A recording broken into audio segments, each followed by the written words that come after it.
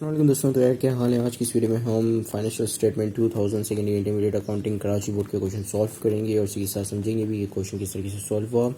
अच्छा, ये financial statement में हम सिर्फ आज इस वीडियो में जो इनकम स्टेटमेंट बनाएंगे, क्योंकि अगर मैं बैलेंस शीट और रिटेन अर्निंग की स्टेटमेंट बनाता हूँ तो ये काफ़ी जो लंबा प्रोसेस हो जाएगा और वीडियो काफ़ी लंबी हो जाएगी। तो जिसकी वजह से हम सिर्फ इस वीडियो में हम इनकम स्टेटमेंट पे खाली फोकस करेंगे। नेक्स्ट वीडियो में रिटेन अर्निंग, फिर उससे नेक्स्ट वीडियो में हम बैलेंस शीट बनाएंगे। ठीक है, तो अभी फ़िलहाल हमारा जो आज का टॉपिक है वो रिटेन इनकम स्टेटमेंट है। ठीक है, तो पढ़ते हैं। Given Waheed company limited is registered with a capital of 20 lakh divided into ordinary shares of ₹20 each.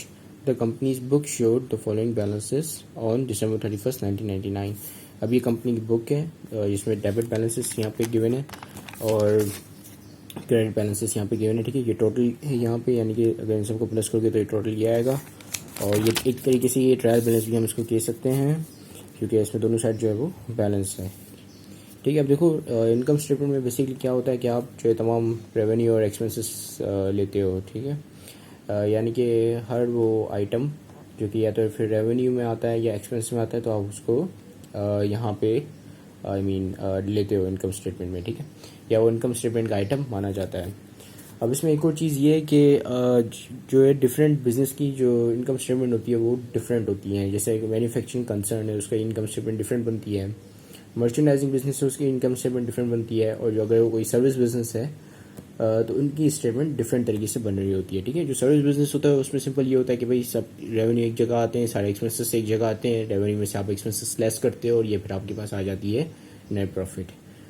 Manufacture में ये होता है कि आपने पहले जो है डायरेक्ट लेबर निकालना होता है, डायरेक्ट मटेरियल निकालना होता है, फैक्ट्री ओवरहेड एक्सपेंस कितना निकला। ठीक है, मैन्युफैक्चरिंग की कॉस्ट कितनी आई, फिर कॉस्ट ऑफ गुड्स सोल्ड निकलता है उसमें, फिर कॉस्ट ऑफ फिनिश्ड गुड्स की कितनी यूनिट सोल्ड है। तो ये जो है मैन्युफैक्चरिंग कंसर्न का है। अब आपके सिलेबस में ये मैन्युफैक्चरिंग कंसर्न का नहीं है, तो आपने फिक्र करने की ज़रूरत नहीं है, तो मतलब आपने घबराना नहीं है। तो अच्छा, अब आपके जो सिलेबस में वो है मर्चेंडाइजिंग बिजनेस। ठीक है, यानी कि वो बिज़नेस जो कि कहीं और से माल खरीदता है फिर उसको आगे सोल्ड आउट करता है। ठीक है, तो देखिए इनकम स्टेटमेंट बनाने का तरीका सिंपल ये होता है कि सबसे पहले जो आपने देखना होता है कि बिज़नेस जब शुरू हुआ, साल जब स्टार्ट हुआ, तो बिज़नेस के पास कितनी इन्वेंट्री पहले पड़ी थी या कितनी सेल्स हुई। ठीक है, सबसे पहले आप रेवेन्यू रिकॉर्ड करते हो, देखते हो कि भाई कितनी सेल रिटर्न हुआ या कितना सेल हमने डिस्काउंट दिया। जो सेल्स रिटर्न होता है या जो सेल्स डिस्काउंट देते हैं वो हम वापस कर देते हैं। ठीक है, मतलब निकाल देते हैं सेल्स में से, रेवेन्यू टोटल सेल्स में से, क्योंकि वो सेल्स जो हमने डिस्काउंट दी तो जिसके वजह से हमारा पैसा कम होगा, रेवेन्यू ऑब्वियसली। और अगर सेल्स हम जो है रिटर्न आ जाती हैं, यानी कि जिस बंदे को बेचते हैं माल, वो बंदा माल वापस लेकर आता है, तो हमें उस बंदे को जाहिर सी बात है कैश वापस करना पड़ेगा। तो ये भी क्या हो जाएगा कि हमारी सेल्स को घटा देगा। फिर हम क्या करते हैं, फिर हम कॉस्ट ऑफ गुड्स सोल्ड निकालते हैं। जो हमने माल बेचा वो हमें कितना का पड़ा, that is what the cost of goods sold is. अब ये क्या होता है, इसमें क्या होता है कि आपके पास कुछ साल के शुरू में जो है कुछ माल ऑलरेडी पड़ा होता है आपकी दुकान पे। ठीक है, वो माल कहाँ का होता है, वो माल पिछले साल का बचा हुआ माल होता है। फिर आप जाहिर सी बात है वो छोटा सा माल तो नहीं बेचोगे ना, या वो थोड़ा माल तो नहीं बेचोगे, आप और ज़्यादा मजीद माल भी खरीदोगे। तो फिर क्या होता है, ये जो छोटा सा माल पड़ा हुआ था आपके पास दुकान में ऑलरेडी पिछले साल का बचा हुआ, तो इसको हम क्या कहोगे, इसको आप कहोगे ओपनिंग इन्वेंट्री। ठीक है, फिर क्या करोगे आप और मज़ीद माल खरीदोगे, तो फिर आ जाएंगे आपकी परचेजेस। ठीक है, अब जो मज़ीद आपने माल खरीदा उसमें हो सकता है आपको कोई तो डिस्काउंट मिल गया हो, या आपने फिर से जो है कुछ माल वापस कर दिया हो, ख़राब आ गया हो। तो ये क्या होता है कि परचेज रिटर्न या परचेज डिस्काउंट या आप जो है लेस कर देते हो आपकी परचेजेस में से, क्योंकि वो माल जो आपने या तो फिर रिटर्न कर चुके या तो फिर आपको उस पर डिस्काउंट मिल गया, कम रेट पे आपने ख़रीद लिया। फिर क्या होता है, फिर आप जो इसमें से आपके पास अगर ट्रांसपोर्टेशन इन होता है तो वो भी आप एड अप कर देते हो, क्योंकि जो अपने माल को खरीद के फिर जब यहाँ पे लेकर आए तो आपको ज़ाहिर सी बात है पेट्रोल वगैरह लगा होगा। तो ये पेट्रोल वगैरह आप अपनी जेब से तो नहीं दोगे, ये आप कहाँ से दोगे, माल की कॉस्ट के अंदर ही इंक्लूड कर दोगे। फिर आता है आपके पास एंडिंग इन्वेंट्री। ठीक है, ये सब आपने टोटल कर लिया तो आपके पास आ गई कि भाई टोटल इन्वेंट्री आपके पास जो अवेलेबल थी, पड़ी हुई थी दुकान के अंदर सेल आउट करने के लिए, वो कितनी थी। ठीक है, ये सब का अगर आप टोटल करोगे तो ये आएगा। फिर आपने आपके पास कितनी एंड में बच गई, दैट इज़ एंडिंग इन्वेंट्री। ठीक है, फिर आप वो लेस कर दोगे तो फिर आपके पास क्या आ जाएगा कि कॉस्ट ऑफ गुड सोल्ड। ठीक है, तो ये सिंपल इतना प्रोसेस होता है कॉस्ट ऑफ गुड सोल्ड को कंप्यूट करने का। फिर cost of goods sold I mean sales में से, नेट सेल्स में से आप जो cost of goods sold minus करते हो तो आपके पास आ जाता है ग्रॉस प्रॉफिट। फिर आपके ऑपरेटिंग एक्सपेंसेस आते हैं और फिर देन आपका ये नेट इनकम का प्रोसेस आ जाता है। ठीक है, तो इसमें कोई रटा लगाने की ज़रूरत नहीं, आपने हर चीज़ समझ के करनी है। ठीक है, एक नॉर्मल बिजनेस को देख लें कि वो किस तरीके से ऑपरेट करता है। और ये जो आपको ये नॉर्मल मर्चेंडाइजिंग बिजनेस, ठीक है, मैन्युफैक्चरिंग की बात नहीं कर रहा हूँ, ना सर्विस सेक्टर की बात कर रहा हूँ।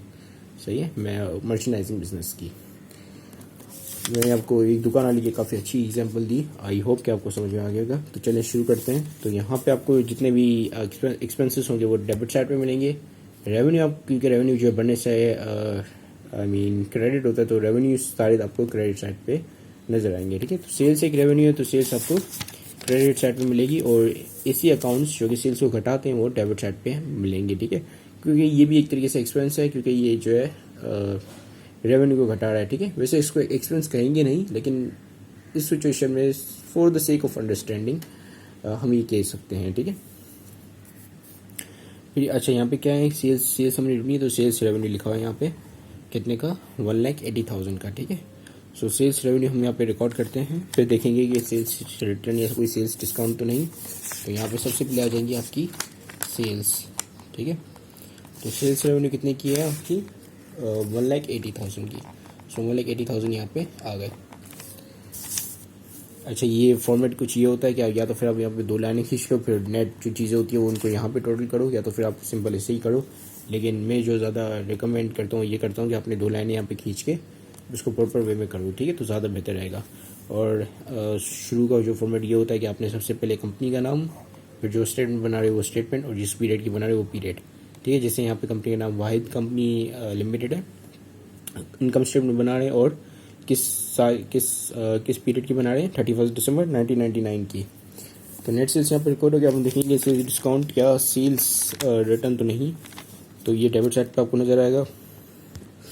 तो यहाँ पे कहीं पे भी सेल्स रिटर्न या सेल्स डिस्काउंट नहीं नज़र आ रहा, तो सिंपल हम जो है इसको cost of goods sold compute करने की तरफ चले जाएंगे। ठीक है, तो सबसे पहले अब आपके पास आ जाएगी मर्चेंडाइज इन्वेंट्री।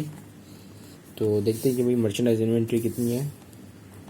तो यहाँ पे हम लिखेंगे ओपनिंग इन्वेंट्री। ठीक है, पहले ओपनिंग इन्वेंट्री आती है, जैसा कि मैंने आपको बताया था कि दुकान वाले के पास पहले वाला माल जो पड़ा हुआ होता है वो ओपनिंग इन्वेंट्री। ठीक है, सो अच्छा मैं इसको नेट सेल्स कर देता हूँ। ठीक है, ये नेट सेल्स है क्योंकि यहाँ पे कोई आपके पास डिस्काउंट वगैरह नहीं। ठीक है, सो ओपनिंग इन्वेंट्री आपको डेबिट साइड पे मिलेगी और एंडिंग इन्वेंट्री आपको एडजस्टमेंट में मिलेगी। अब ओपनिंग इन्वेंट्री डेबिट साइड पे क्यों मिलती है, क्योंकि इन्वेंट्री एज एसेट जब भी बढ़ेगा तो आप उसको डेबिट करते हो। ठीक है, एंडिंग इन्वेंट्री क्योंकि एडिशनल इन्फॉर्मेशन जो होती है वो साल के एंड की होती है, तो जिस वजह से एंडिंग इन्वेंट्री वहीं पे आपको नजर आएगी। अच्छा, ओपनिंग इन्वेंट्री यहाँ पे तारीख भी लिखी हुई है, तो ये कितने की है, 5,200 की। तो ये ओपनिंग इन्वेंट्री यहाँ पे आप लिख लोगे 5,200। फिर आप देखो कि परचेजेस क्या हुई। ठीक है, परचेजेस आपको मिलेगी डेबिट साइड पे, क्योंकि ये भी एक एसेट है। क्योंकि और ये जो है परचेजेस करके तो ऑब्वियसली माल आता है आपके पास। ठीक है, सो परचेज एसेट तो है, लेकिन ये क्या है, इनकम स्टेटमेंट का आइटम भी है। ठीक है, क्योंकि ये आपकी रेवेन्यू को घटाता है और बढ़ाता है। ठीक है, अगर परचेजेस जो हैं वो ज़्यादा होंगे और आपकी कॉस्ट ऑफ गुड्स सोल्ड ज़्यादा होगी तो ऑब्वियसली आपका रेवेन्यू कम होगा। ठीक है, तो अच्छा यहाँ पे आप क्या ढूंढ रहे हैं, हम परचेजेस को ढूंढ रहे हैं। तो परचेजेस आ गए, परचेजेस कितने की है, 1,80,000 की परचेजेस हैं। ठीक है, और इसमें यहाँ पे ट्रांसपोर्टेशन एंड भी है, तो ये भी आप जो है इसको ऐड अप कर दोगे परचेजेस में। ठीक है, सो 1,80,000 प्लस ट्रांसपोर्टेशन एंड 18,000 की। तो यहाँ पे हम दोनों लिख लेते हैं परचेजेस। ठीक है, परचेज कितने की है, 1,80,000 की, और ट्रांसपोर्टेशन एंड, ठीक है, TRN इन लिख रहा हूँ, समझ जाओ, ट्रांसपोर्टेशन एंड 18,000 का। ठीक है, अब हम देखेंगे कोई परचेज रिटर्न या कोई परचेज डिस्काउंट तो नहीं। तो ये जो आपको क्रेडिट साइड पे मिलेगा, क्योंकि ये परचेज को कम कर रहा है, तो ऑब्वियसली अगर परचेजेस डेबिट साइड पे और अगर परचेज रिटर्न भी डेबिट साइड पे होता तो ये परचेजेस को कैसे कम कर पाता। ठीक है, तो इसकी वजह से परचेज रिटर्न जो है आपको या परचेज डिस्काउंट जो आपको यहाँ पे क्रेडिट साइड पे मिलता है ये। ठीक है, सो यहाँ पे आपके पास अगर देखें तो कहीं कोई भी एस एच यहाँ पे नज़र नहीं आ रहा। ठीक है, सो यहाँ पे कोई भी परचेज रिटर्न या डिस्काउंट की आप अमाउंट नहीं लिखोगे। ठीक है, इन सबको प्लस कर दोगे तो इन सबको जब टोटल करोगे तो आपके पास आ जाएगा गुड्स अवेलेबल फॉर सेल, ठीक है। मैंने अवेलेबल लिखना भूल गया, अवेलेबल फॉर सेल, ठीक है। तो कितने आ जाएंगे इसको टोटल, इसका टोटल करके हम जो है यहाँ पे लिखते हैं इसका टोटल करते हैं। Let me just get my calculator, तो कैलकुलेटर आ गया। उसको प्लस करेंगे 5200 प्लस 1,80,000 प्लस 18,000, तो ये आ गया आपके टोटल 2,03,200, 2,03,200, सो 2,03,200, ठीक है। ये क्या है, गुड्स अवेलेबल फॉर सेल। अब हम देखेंगे एंडिंग इन्वेंट्री, यानी कि एंडिंग इन्वेंट्री हमारे पास बचा कितना, ठीक है। माल कितने रुपए का माल बच गया, तो जाहिर सी बात है जो माल बच गया और जो माल था इसके बीच का अगर डिफरेंस लें तो हमें पता चलेगा कि हमने माल कितने का बेचा, ठीक है, या जो माल हमने बेचा वो हमें कितने का पड़ा। So that is cost of goods available for, I mean sorry, cost of goods sold, simple cost of goods sold. So ending inventory मैंने आपको बताया था कि एडिशनल इन्फॉर्मेशन मिलेगी, एडिशनल इन्फॉर्मेशन यहाँ पे है। तो आपकी जो एंडिंग इन्वेंट्री है ये रही, मर्चेंडाइज इन्वेंट्री ऑन December 31, 1999, 88,000 की आपकी एंडिंग इन्वेंट्री है। सो 88,000 जो इसमें से आप लेस कर दोगे तो ये आ गया 88,000, ये क्या है, this is your ending inventory. तो इसको यहाँ पे हमने लिख लिया एंडिंग इन्वेंट्री, और ये जो है इसको उसके आगे ब्रैकेट लगा देंगे ताकि ये पता चले कि ये माइनस में है। तो उसको जो अब माइनस करोगे 2,03,200 में से 88,000 तो आपके पास आएगी cost of goods sold, COGS, ठीक है। तो इसको हम लेस करते हैं, ये ऑलरेडी कैलकुलेट हुआ हुआ है, माइनस 88,000। सो ये कितना आ गया आपके पास 1,15,200। सो 1,15,200 is your cost of goods sold. तो 1,15,000 सॉरी 1,15,200 या आपकी कॉस्ट ऑफ गुड्स सोल्ड है। इसको जो आप सेल्स में से जब लेस करोगे तो आपके पास क्या आ जाएगा, ग्रॉस प्रॉफिट। तो ये यहाँ पे लिख लेते हैं ग्रॉस प्रॉफिट, ठीक है। उसको हम लेस करते हैं ताकि आपके पास ग्रॉस प्रॉफिट आ जाएगा। फिर उसके बाद काम बिल्कुल आसान हो जाएगा क्योंकि उसके बाद जो आपने तमाम एक्सपेंसेस लेस करने हैं, ठीक है। सो ये आ गया 1,80,000 माइनस 1,15,200, तो कितने ग्रॉस प्रॉफिट कितना, आई मीन ग्रॉस प्रॉफिट कितना आ रहा है 64,800। सो 64,800 इज योर ग्रॉस प्रॉफिट। अब हम आ जाते हैं आपके एक्सपेंसेस पे। तो एक्सपेंसेस सभी वर्थ तो आप उसको जो है डेबिट करते हो, तो ऑब्वियसली एक्सपेंसेस जो है आपको आपके तमाम एक्सपेंसेस जो है आपको डेबिट साइड पे मिलेंगे।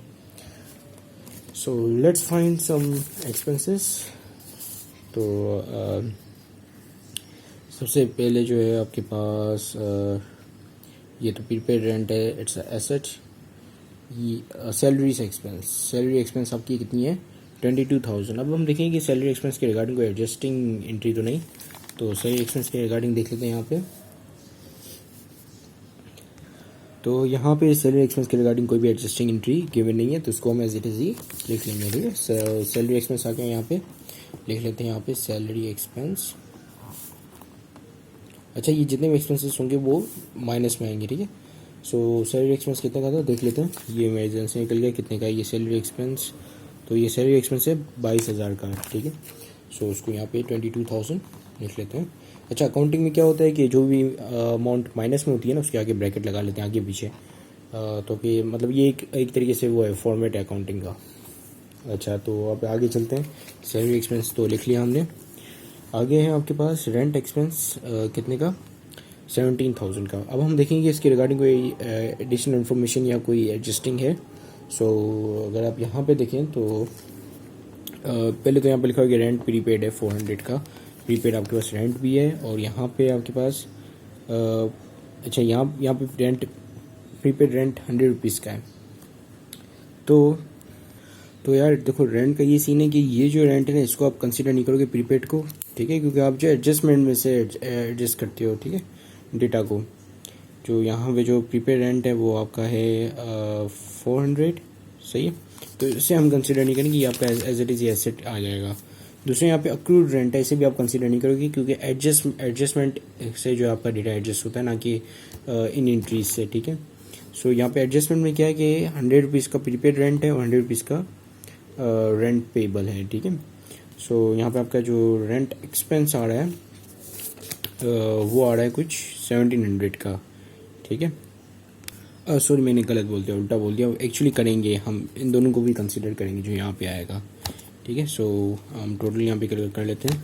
रेंट एक्सपेंस जो है वो आपका है 17,000 का, ठीक है।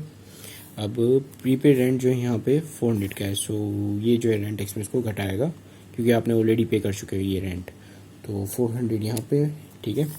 और आगे यहाँ पे आपके पास है अक्रूड रेंट, ठीक है। अक्रूड रेंट का मतलब कि आप मोस्ट ऑफ द टाइम जो आप रेंट एक्सपेंस आपका निकलता है, ठीक है, रेंट की आप अदायगी करते हो। सो ये अक्रूड जो है आपके रिसीवेबल के सेंस में नहीं बल्कि पेबल के सेंस में है। अक्रूड का बेसिकली मतलब होता है ड्यू, कोई भी ऐसी चीज़ हो कि ड्यू हो। अब ये पेबल भी हो सकता है और आपका रिसीवेबल भी हो सकता है। सो यहाँ पे क्योंकि हम रेंट को पे करते हैं, रेंट हमारा एक्सपेंस होता है, तो जिसकी वजह से ये जो है रेंट पेबल होगा, ठीक है। सो ये रेंट पेबल है। अगर रेंट पेबल की अगर आप एंट्री बनाओ तो क्या बनेगी, रेंट एक्सपेंस को आप डेबिट करोगे और रेंट पेबल को आप क्रेडिट करोगे, ठीक है। सो ये पेबल है तो ये एक्सपेंस को आपको बढ़ाएगा, ठीक है।